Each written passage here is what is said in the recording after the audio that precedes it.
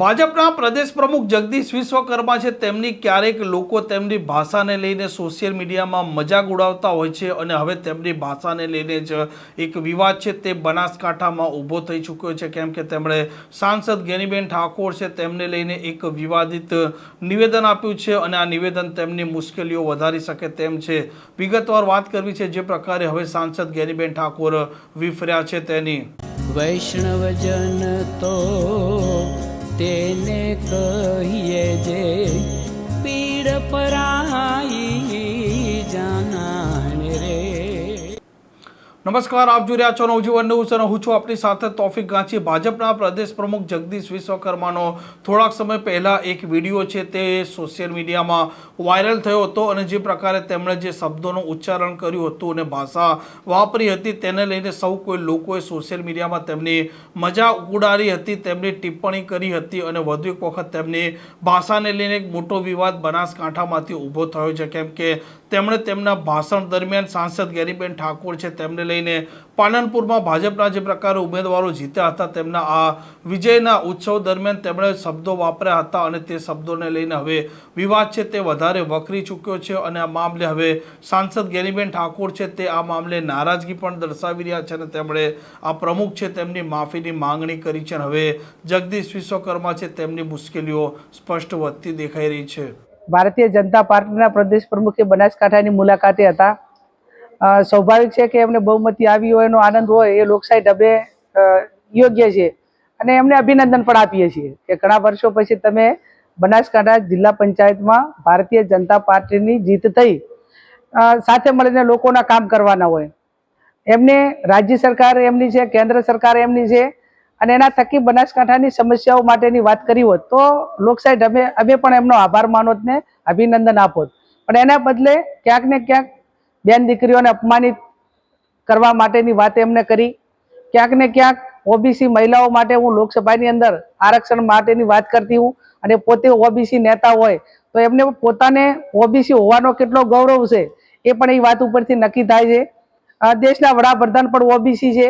એમને પણ આવા લોકો જ્યારે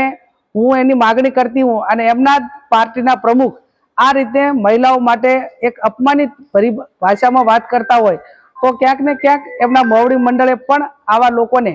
આવી આવડા મોટા પદ ઉપર રાખીને ક્યાંક ને ક્યાંક એ બનાસકાંઠા હોય કે ગુજરાતની તમામ મહિલાઓનું અપમાન કરવા માટેના આવા લોકોને મોકા ના આપવા જોઈએ। અને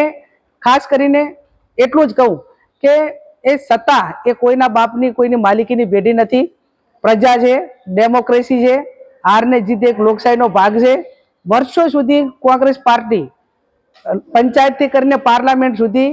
અનેક વખત જીતી છે, તો ક્યારે કોંગ્રેસ પાર્ટીના નેતાઓ કે અમારા કોઈ આગેવાન હોય ભારતીય જનતા પાર્ટીની મહિલાઓના કે કોઈના માટે અપમાનિત શબ્દો આવા ક્યારે પણ ઉચ્ચાર્યા નથી। પણ મેં કીધું એમ ક્યાંક ને ક્યાંક સત્તાનો નશો હોય, સામદામ દંડ ભેદની રાજનીતિ અપનાવીને સત્તા ઉપર આવવાનું હોય અને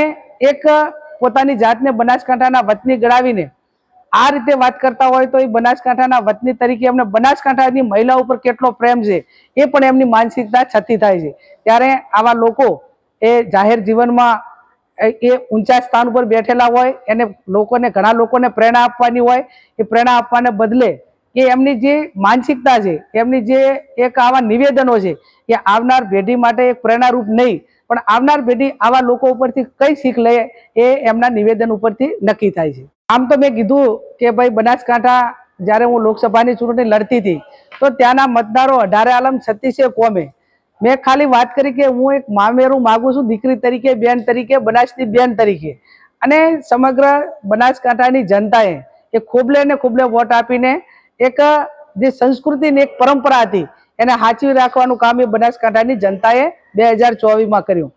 એ બનાસકાંઠાના પુત્ર, બનાસકાંઠાના